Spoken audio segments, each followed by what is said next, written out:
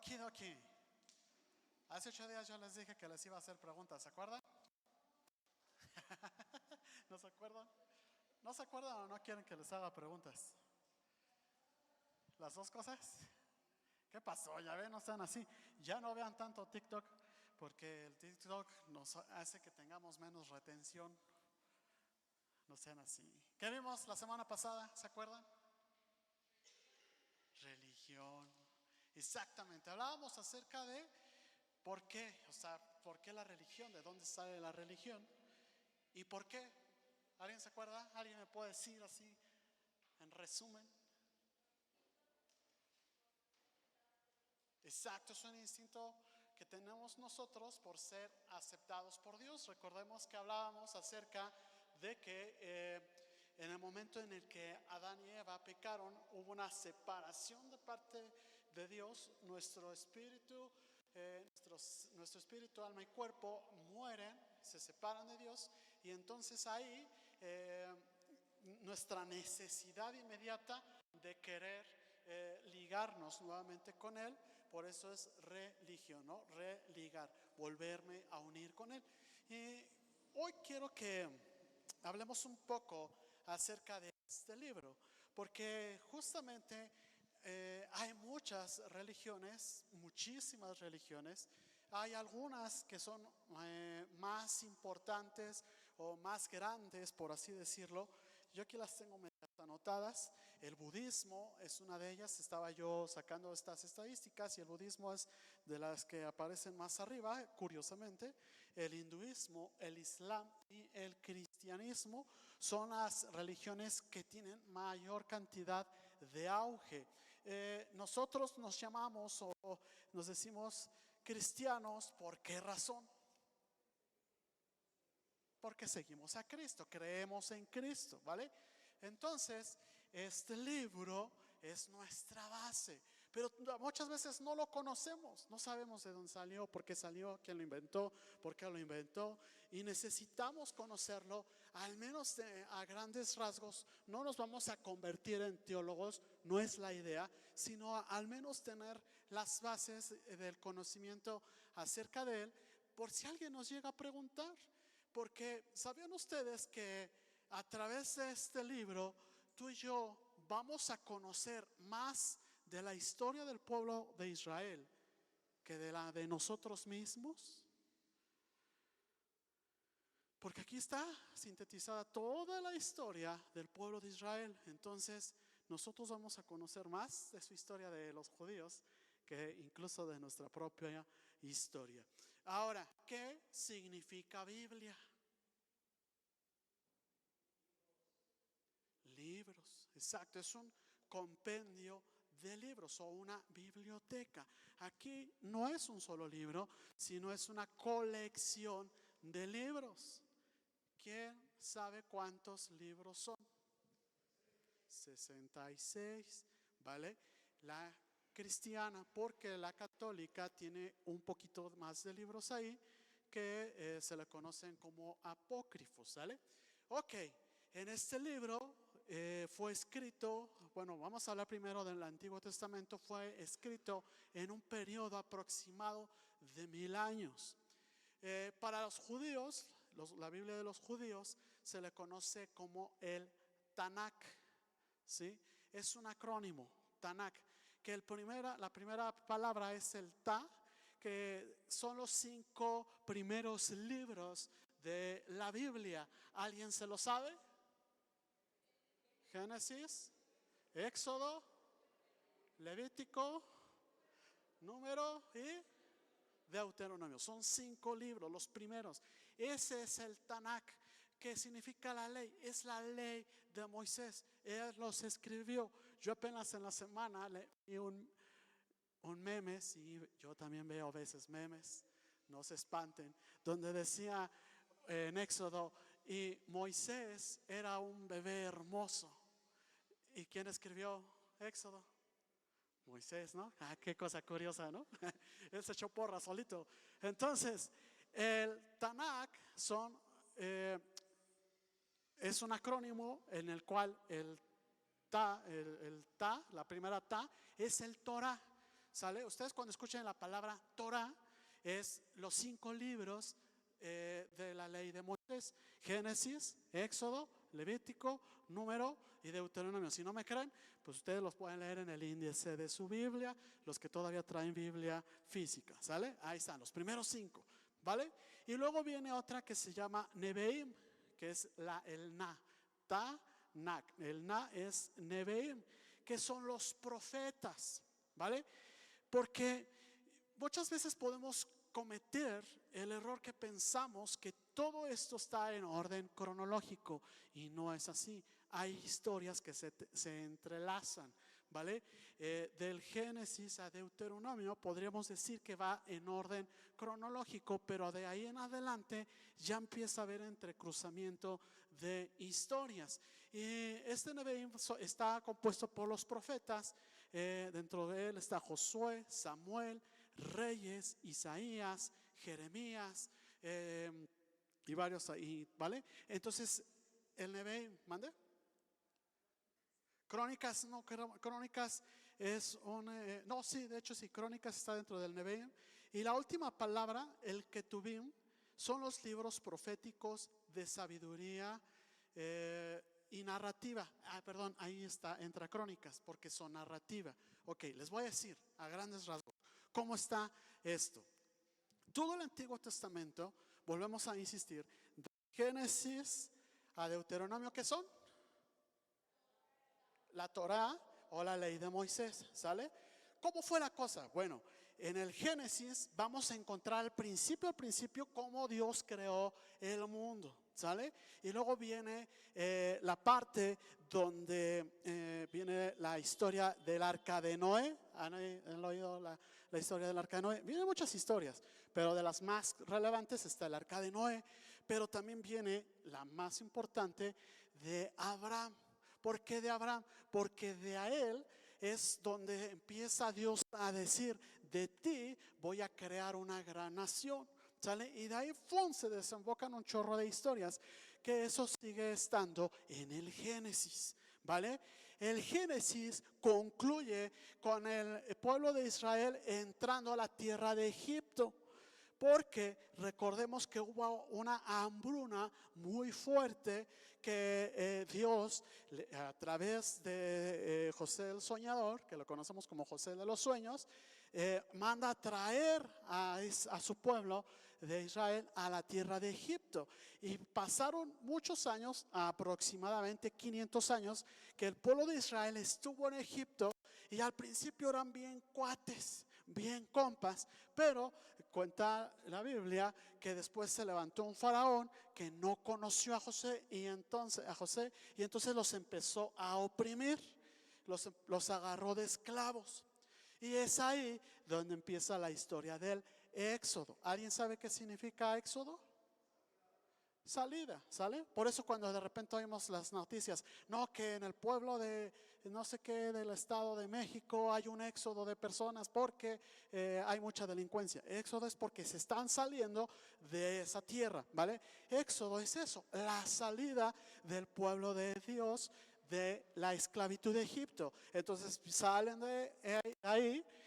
Y entonces viene la primera parte donde Dios les da su primera parte de la ley de Moisés, los 10 mandamientos, pero que no solamente son 10. ¿Alguien sabe cuántos son?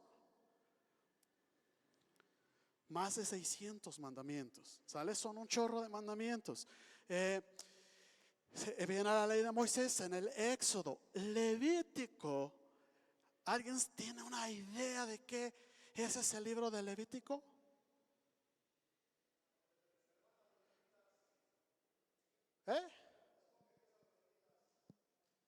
Sí, pero Levítico viene justamente de la raíz de Leví, del pueblo de Leví, porque ahí vienen instrucciones todavía más precisas acerca de la función que tenían que hacer los levitas en cuestión de lo que era el templo.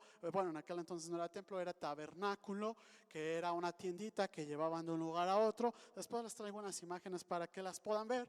Pero justamente ahí viene también nuevamente la ley, qué deben de hacer, qué no deben de hacer. entre algunas otras historias, ¿sale? Levítico, Números. ¿Alguien sabe qué es el libro de Números? Números. Sí, de verdad. Yo cuando leí Números me desesperaba al principio porque empezaron a hacer un censo de cada tribu del pueblo de Israel y empezaban a decir, bueno, de la tribu de fulanito, bueno, pues son tantos y tantos y tantos. Y empieza a hacer un censo, pero también vienen otras historias, ¿vale? Para que ustedes cuando la lean tengan más o menos una idea de qué estamos hablando, ¿sale? Levítico, Número, Deuteronomio. Nuevamente empieza Moisés a hablar acerca de la ley porque ella se iba a petatear, ya le iba a cargar el payaso, entonces ya iba a colgar los tenis y empezó nuevamente a mencionar la ley al pueblo de Israel ya a manera como de resumen, ¿ok? Génesis, Éxodo, Levítico, Número y Deuteronomio. Y luego viene Josué. A partir de Josué vienen algunos libros que son de historia, sale historia, netamente historia, porque Josué es el que queda a cargo después de Moisés. Moisés cuelga los tenis y entonces el que queda ahora sí que al mando es su discípulo Josué, ¿sale? Y entonces es aquí donde vemos el versículo de no temas, no desmayes, yo estaré contigo. ¿Por qué? Porque Dios le estaba dando la confianza de que iba a tomar el lugar de Moisés. Viene la conquista de Jericó, de un montón de pueblos que estaban en la tierra prometida. Por eso, escuchen bien, por eso hay tanta guerra allá en el Medio Oriente. Porque siendo estrictos, fíjense, Abraham tuvo una promesa y dijo que de su descendencia iban a ser una nación grande, ¿sale?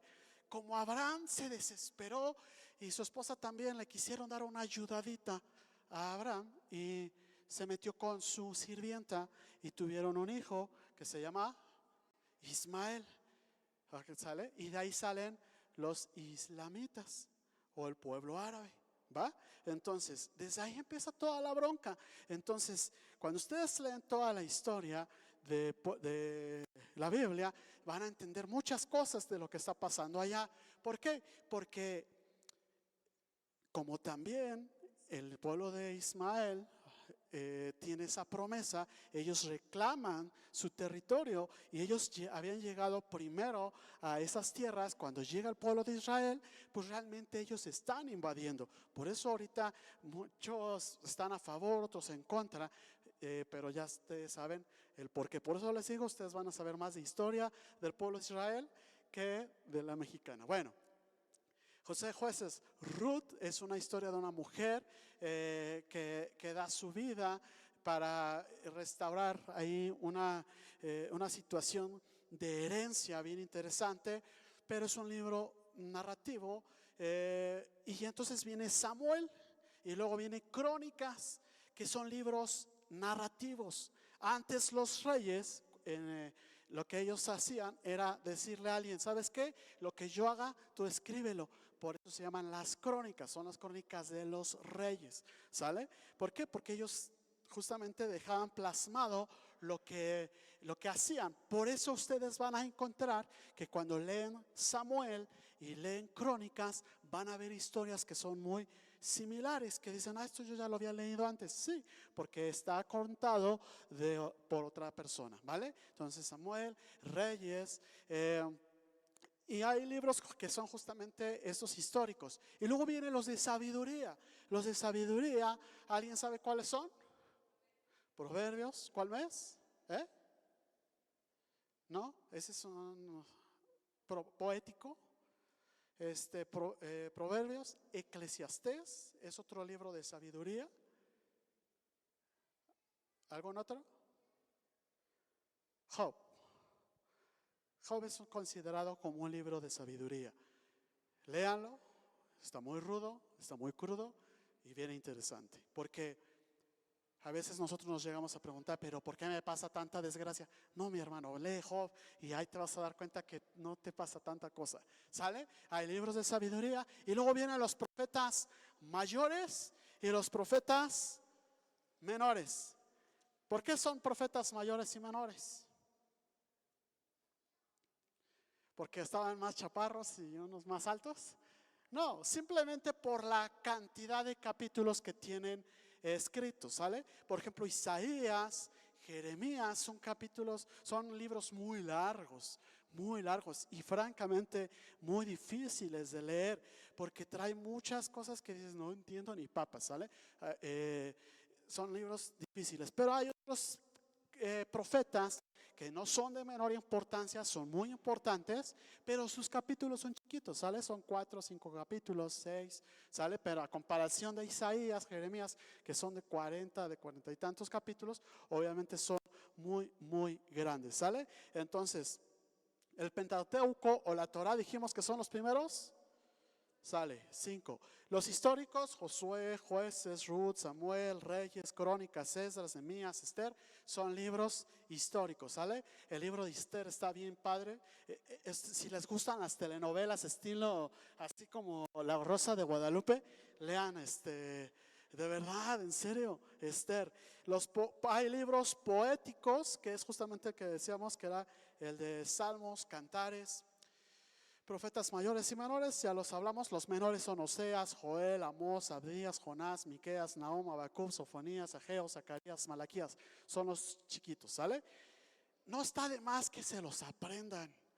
Yo cuando iba a la escuela dominical, era como los retos, que nos los aprendiéramos: Génesis, Éxodo, Levítico, Número, Deuteronomio, José, Jueces, Ruth, Primera, Segunda Samuel, Primera, Segunda de Reyes, Crónicas, Esdras, Nehemías, Esther, Job, Salmos, Proverbios, Eclesiastés, Cantares, Nehemías. De verdad no está mal que se los aprenda. Esos son del Antiguo Testamento. Ok, el pueblo judío en su gran mayoría solamente toman como base el Antiguo Testamento, ¿sale?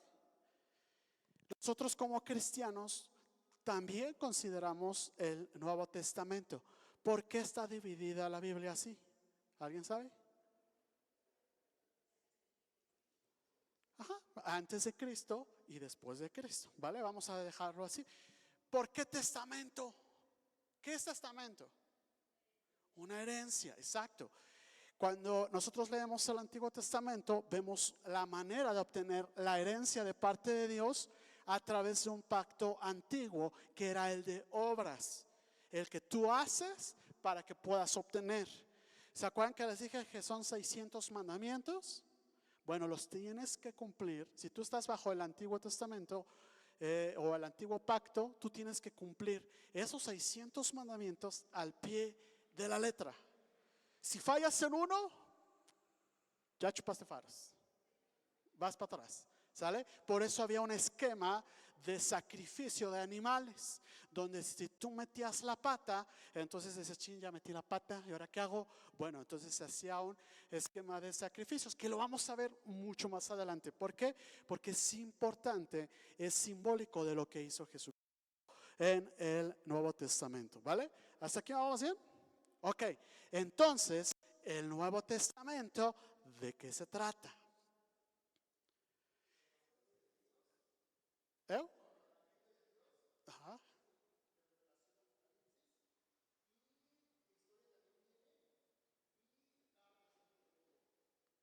Ok, ahí lo vamos a ver, exactamente, sí. Viene a partir de Jesucristo, del nacimiento de Jesucristo, que les dije que, ¿cuántos evangelios son? 4, ¿qué es? Mateo, Marcos, Lucas y Juan, son 4, que es la misma historia contada de 4 puntos de vista diferentes, ¿sale? Ok, y luego sigue el libro de Hechos. ¿Alguien sabe qué es el libro de Hechos? ¿A qué le suena Hechos?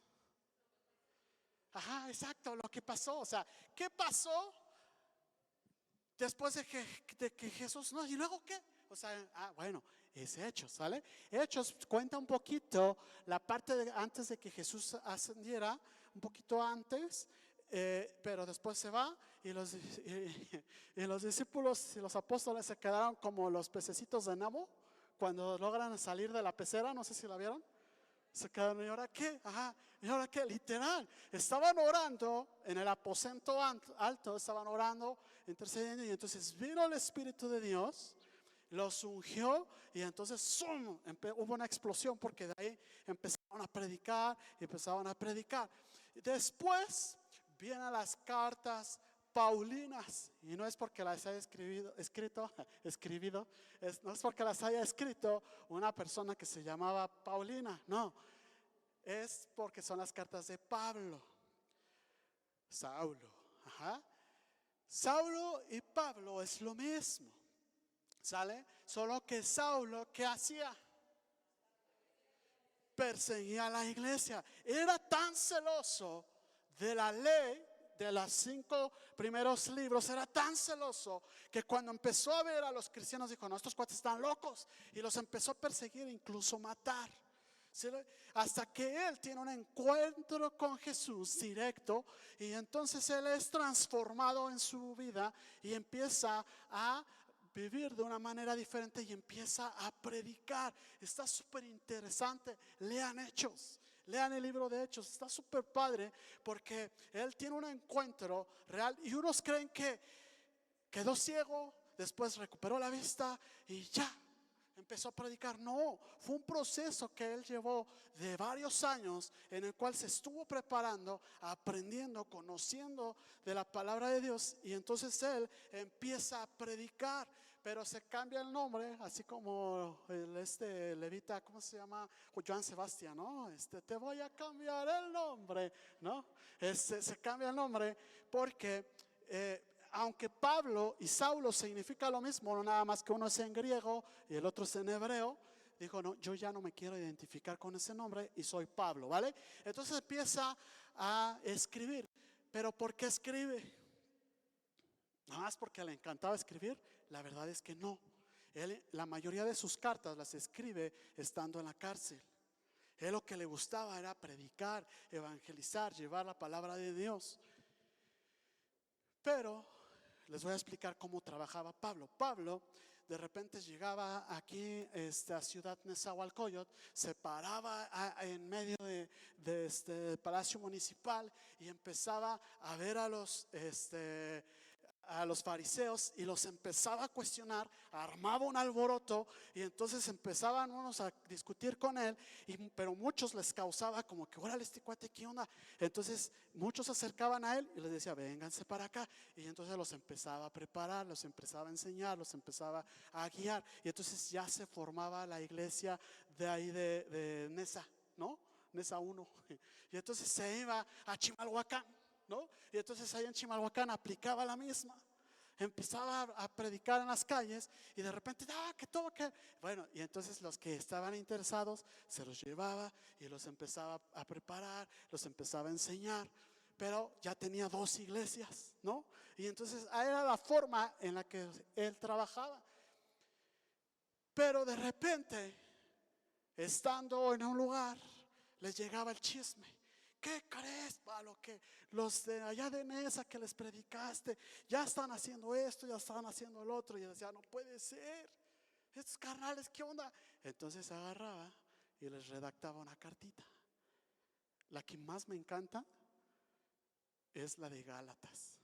Les pone una regañiza que qué bárbaro. Pero bueno, empieza a redactar. Oye, esto, lo otro, me he enterado de esto. Lo hacía con tanto amor y con tanta pasión que aquí quedaron plasmadas. Y una tercera parte de todo del Nuevo Testamento está escrita por él. Imagínense la importancia que tenían sus escritos. Él era la forma en que trabajaba. De repente empezó a ir a otra iglesia y de repente le llegaban los chismes y entonces escribía. Incluso hay una carta donde les dice, a ver, creo que mi primera carta no fue suficiente, por eso es primera y segunda de, por ejemplo, Corintios, Tesalonicenses, ¿no? Por ejemplo, él empieza con Romanos. La única carta que no se sabe ciencia cierta quién la escribió es la de Hebreos. Es la única, pero se le atribuye que a él por la manera en la que está redactada. Si ustedes leen las cartas de Pablo, literalmente es una carta, porque ustedes van a ver, ¿qué tiene una carta? Tiene un remitente y tiene un destinatario, ¿sale? Tiene un objetivo, tiene un porqué, tiene un saludo, tiene una despedida. Eso es lo que tiene una carta. Si ustedes la leen, la van a ver que tiene esa estructura. Si dice: yo, Pablo, apóstol de Dios, no levantado por hombre, les escribo a, ahí está, ¿no? O sea, ahí está, de, para, ¿sale? Entonces ustedes lo van a ver de esa forma, pero Hebreos no. Es la única que no tiene eso. Pero cuando ustedes ven cómo está estructurada, nos damos cuenta que muy probablemente él la escribió. Debido a él, bueno, no nomás yo, algunos teólogos dicen que no se dice expresamente. ¿Por qué? Porque los mismos hebreos, que son los judíos, lo querían matar. Entonces él no dijo abiertamente, soy yo, sino que les dirigió la carta a la iglesia que estaba allá con los judíos y les mandaba ciertas indicaciones. ¿Vamos bien hasta aquí? Ok, entonces las cartas paulinas dijimos que era Mateo, Marcos, Lucas y Juan, que son los evangelios, ¿vale? El histórico es el de Hechos, ¿vale? Hechos de los apóstoles. Es que, ¿qué hicieron? El chisme está bien bueno. Y luego vienen las cartas de Pablo, que son Romanos, primera y segunda de Corintios, Gálatas, Efesios, Filipenses, Colosenses, primera y segunda de Tesalonicenses, primera y segunda de Timoteo, Tito, Filemón y Hebreos, ¿sale? Esos son los que él escribió. Pero hay unas cartas que son ya como que universales, que no las escribió Pablo, que es Santiago, que es primera y segunda de Pedro, primera, segunda, tercera de Juan y Judas, ¿sale? Esas no las escribió Pablo, esas sí las escribió la persona homónima. En este caso, Santiago, ¿quién es? Pues Santiago, ¿no? Este Santiago es un hermano de Jesús, ¿vale? Primera y segunda de Pedro, pues ¿quién escribió? Pues Pedro, ¿no? Primera y segunda y tercera de Juan. Juan. Pregunta, a lo mejor ya hice esta pregunta anteriormente aquí, no me acuerdo, ahorita lo voy a saber. Si Pedro y Juan se echaran unas carreritas, ¿quién gana? Si se echaran unas carreritas, Juan y Pedro, ¿quién gana? Juan. ¿Por qué? Porque tiene primera, segunda y tercera, ¿no? Y Pedro pues nomás tiene hasta segunda, ¿vale? Y el último libro es el de Revelación, que es el de Apocalipsis, ¿sale? Ese se le fue revelado ¿a quién? A Juan, ¿sale? El apóstol amado. Ok. Entonces, con todo esto que te estoy diciendo, ¿por qué la Biblia? Porque mucha gente te va a decir: no, pero es que ese libro está escrito por hombres. ¿Y tiene razón? Sí, lo acabamos de ver. Ya ahorita te di así un super tour rápido por todo este libro. Pero cuando tú empiezas a ver cómo está escrita esta palabra, cómo está escrito eso, todo, absolutamente todo está entrelazado. Y yo me pregunto, ¿cómo pudo haber sido entrelazado un libro de esa forma con tanto tiempo, con tantos años? O sea, de verdad, a mí me sorprende cómo Jesús usa todo el Antiguo Testamento para hablar acerca de Él. Y eso no lo puede hacer un ser humano. Lo más elaborado que puedo yo ver es las películas de Marvel,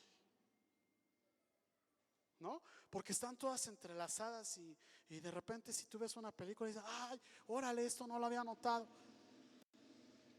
Ahora imagínense con estos libros que fueron entrelazados. ¿Me ayudas, mi amigo, con 2 de Corintios 5, 17 al 19?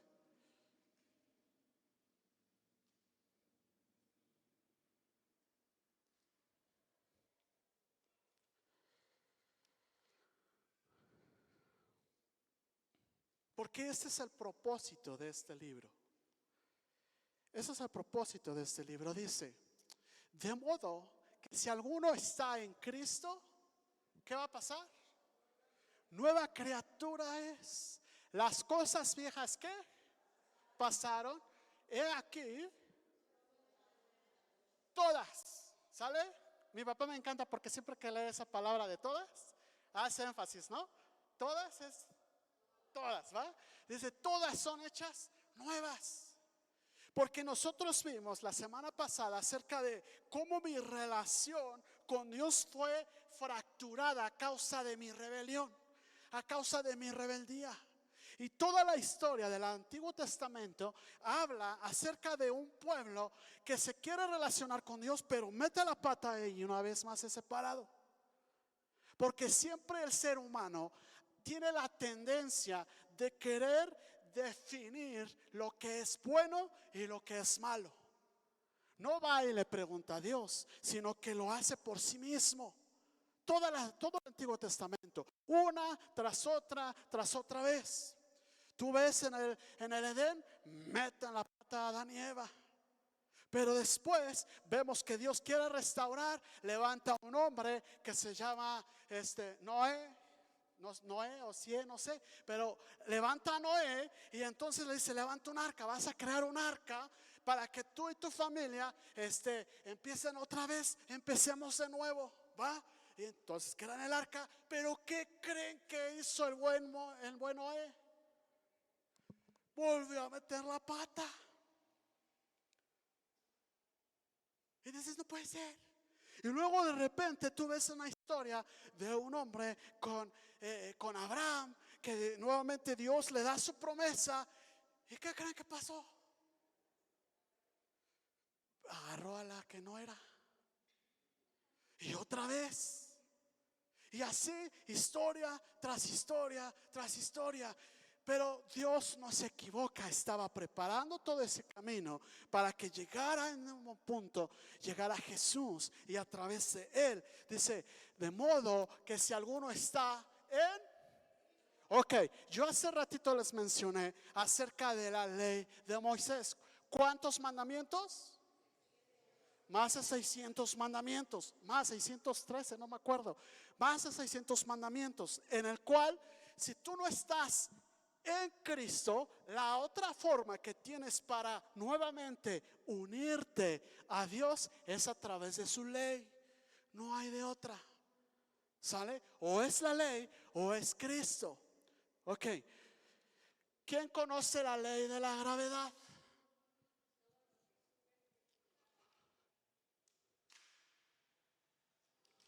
La ley de la gravedad, ¿sí?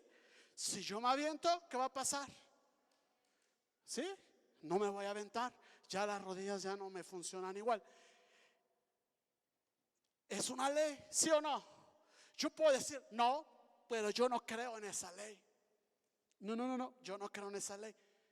Creas o no, está la ley. Es lo mismo con lo que está escrito en este libro. Creas o no, ahí está. ¿Vamos?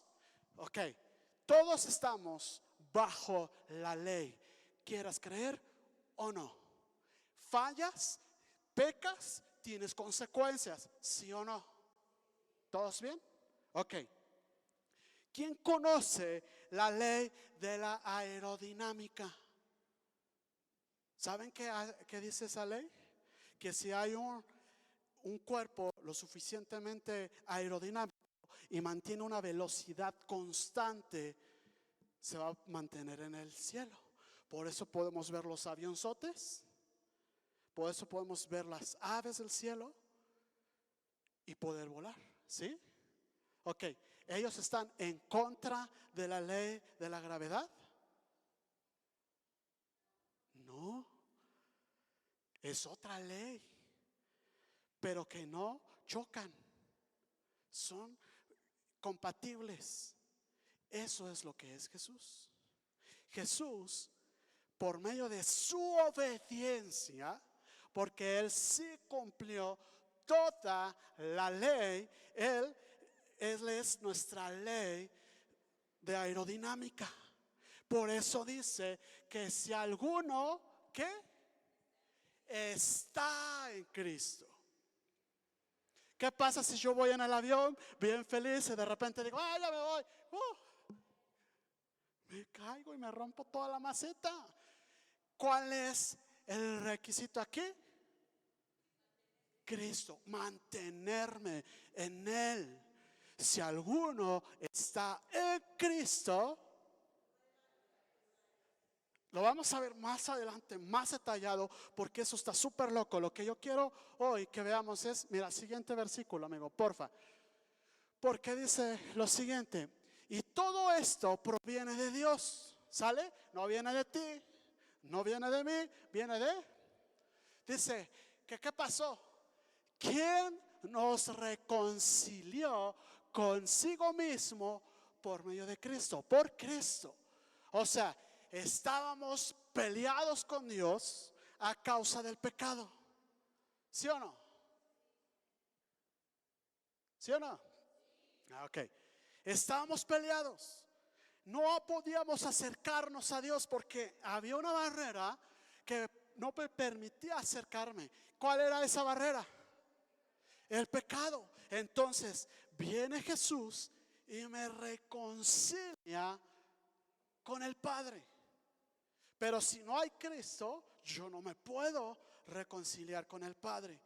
Dice, nos reconcilió consigo mismo por Cristo y nos dio, atención iglesia, y nos dio el ministerio de la... ¿Qué tengo que hacer entonces? Reconciliar. Esa es nuestra chamba. Ahora que Cristo está en mí, mi trabajo es reconciliar a la gente con el Señor. Porque muchos tienen ese peso en su corazón, ese dolor en su alma de saber que algo necesitan y no saber qué es. Y estar separados y buscando en drogas, buscando en alcohol, buscando en mujeres, buscando en mil cosas, menos donde debe de ser. Y es ahí donde Dios dice, hey, muchacho, atención, despierta. Tu función, tu trabajo ahora es reconciliar. Muchos la han regado. Muchos la han regado.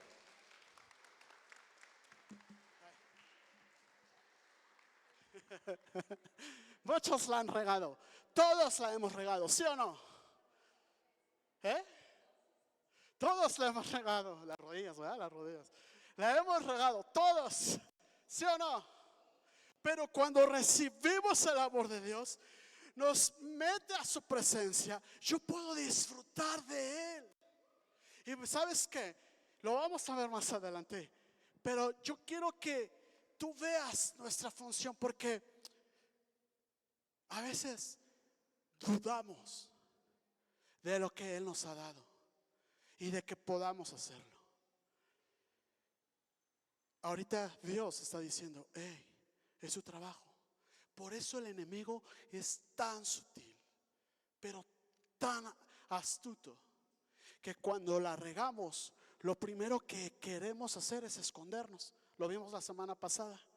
Nos escondemos, nos apartamos, tratamos de reparar las cosas por nuestras fuerzas. Ya no, iglesia, es por medio de Cristo.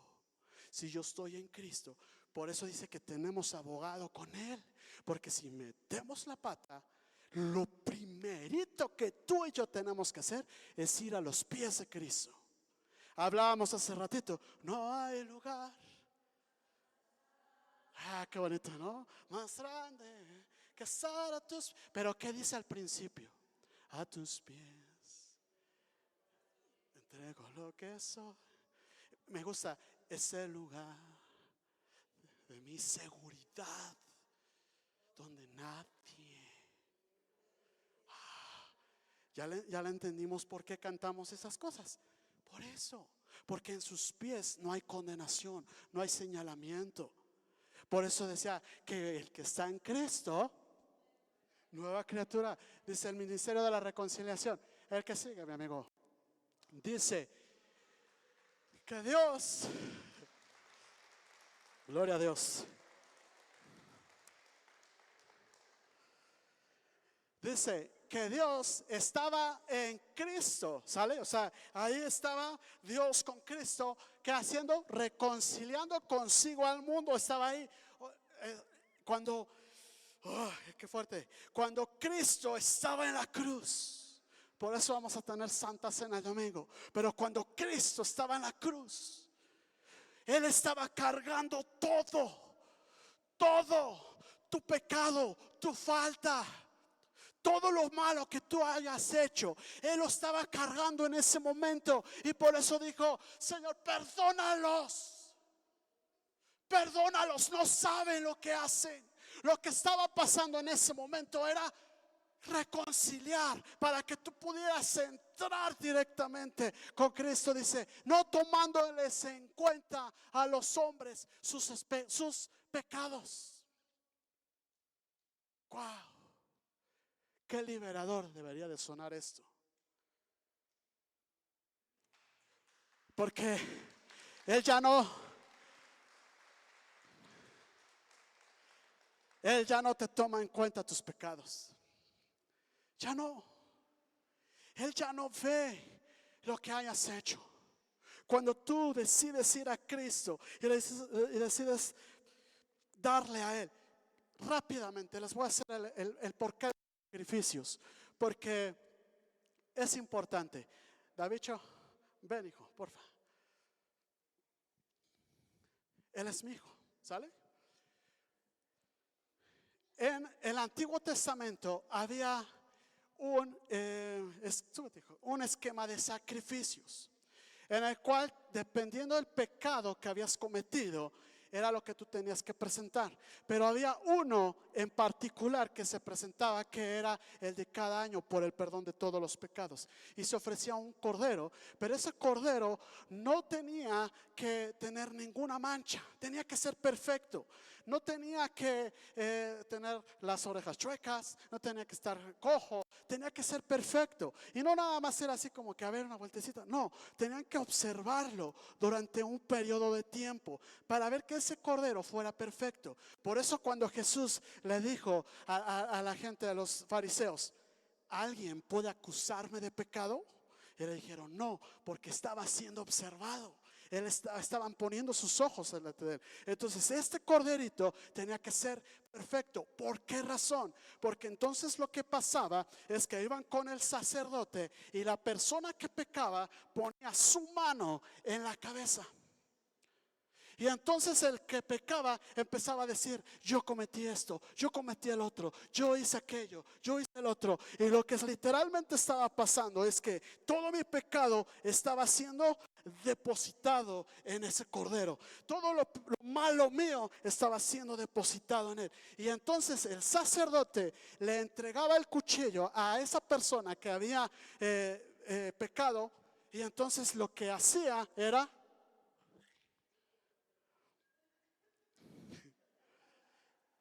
esa sangre empezaba a ser derramada, y toda su santidad, toda su perfección, todo lo que él era traspasada a la persona que había cometido el pecado. Eso era lo que estaba simbolizando.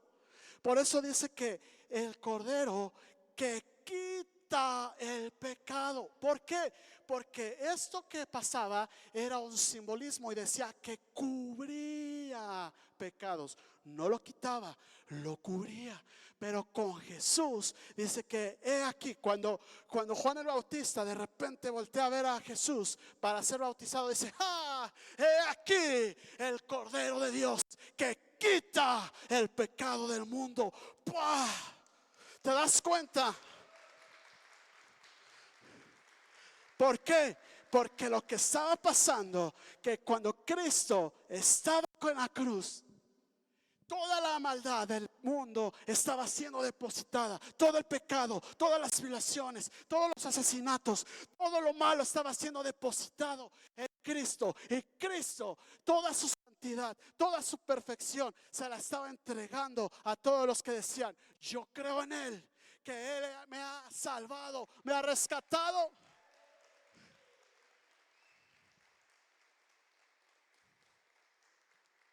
Yo por eso creo en este libro. Porque todo eso viene aquí. Y tú dices, ¿a poco sí? Sí, pues no sabes porque no lo lees. Aparte de que es complicado, tampoco te voy a decir, es complicado. Pero cuando el Espíritu Santo entra en nosotros, nos empieza a mencionar todo esto. Ya, hijo, gracias. Él nos muestra todo esto. Dice la última parte del versículo. Y nos encargó a nosotros la palabra. Esto que yo te acabo de platicar es lo que tú y yo deberíamos de platicárselo a todos aquellos que nos preguntan, oye, ¿tú por qué crees en Cristo? ¿Por qué no voy a creer en Él? Y platícales esto. A veces decimos que no sé cómo. A veces pensamos que la mejor manera es agarrar los bibliazos y ahora arrepiéntate de tus pecados. No. ¿Sabes qué es lo que más quiere la gente? Saber que hay una forma de acercarse al Padre. Que hay una forma de acercarse a Él y que es bien sencilla, simple. ¿Cuál es? Creer en Jesús. Si tú crees en Jesús, esto que te acabo de explicar pasa, tú lo puedes recibir y puedes caminar confiado de que Él nos limpió de todo pecado y podemos acercarnos al Padre y podemos ser felices y plenos en Él. Dar un aplauso al Rey. Gracias, Dios. Gracias, Padre. Termino. ¿Qué es la buena noticia? El Evangelio es la buena noticia. Alguien dijo la buena noticia, pero es Jesús.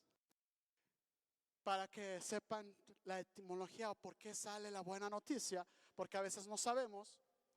La buena noticia es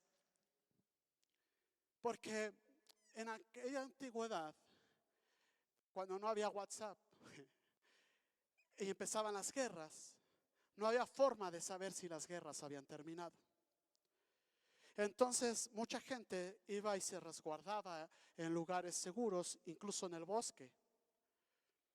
Y cuando terminaba la guerra, entonces había gente que era enviada a diferentes lugares gritando, se acabó la guerra, pueden salir de sus escondites, se acabó la guerra, hemos sido liberados. Esos eran evangelistas, porque llevaban la buena noticia. Hace algunos años leí una noticia de una persona que se fue al bosque a refugiarse de la Segunda Guerra Mundial. Pasaron, creo que 40 años, ¿cuántos años tiene que fue la Segunda Guerra Mundial? Y él seguía escondido. Nadie le avisó. No hubo un evangelista que le fuera a dar la buena noticia. Por eso Pablo de repente en una de sus cartas, eso me viene a mi memoria porque no lo tengo en mis notas, pero viene ahorita, dice, ¿y cómo oirán a aquel? ¿Cómo oirá aquel al cual no han oído? ¿Y cómo le van a hablar a aquel que nadie le ha hablado? O sea, Pablo le está diciendo, ¿cómo la gente va a creer si nadie le dice, si nadie le cuenta? Tenemos chamba, tenemos trabajo, iglesia. Es reconciliar. Pero paso número 1 de lo que yo ahorita te hablé, créetelo. Vamos a seguir avanzando porque el tema que sigue es el libro de Romanos. Me gustaría dejarte de tarea, si tú quieres, que te leas el libro de Romanos. El libro de Romanos es la carta más extensa de Pablo, pero ahí sintetiza justamente toda la doctrina, todo lo que tú y yo creemos acerca de Jesús. Ahí lo resume. En 16 capítulos él empieza a decir, a describir todo acerca de la ley, acerca del pecado, acerca de lo que vino a hacer Jesús y acerca de la libertad que tú y yo tenemos. Lo vamos a ver la próxima clase, Romanos, ¿sale? Pero si tú quieres y puedes irla adelantando, ya con lo que te platiqué, te vas a empezar a entender y vas a decir, wow, esto no lo había entendido. Ya con lo que te dije ahorita, ya te vas a dar una mejor idea, ¿vale? Vamos a darle gracias a Dios. Pónganse de pie, iglesia.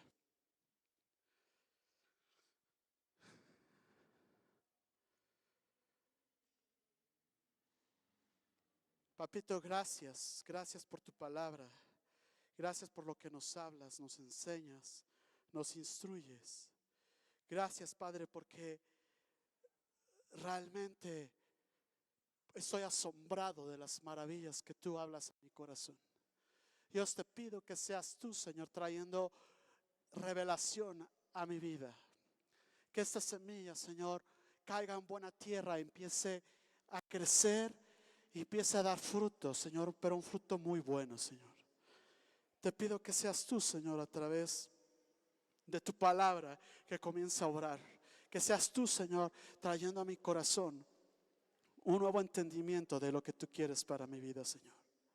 Papito, yo te pongo en tus manos la vida de cada uno de los que estamos aquí presentes. Que sea, Señor, tu espíritu de sabiduría y de revelación, trayendo una renovación de nuestro entendimiento, Señor. Y que seas tú, Señor, llenándolo con tu Espíritu Santo, Padre Celestial. Gracias te doy, bendito Padre, porque yo sé que tú harás cosas grandes y maravillosas, aún mayores, Padre Celestial. En el nombre de Cristo Jesús, amén y amén. Dale un fuerte aplauso a nuestro Rey de Reyes.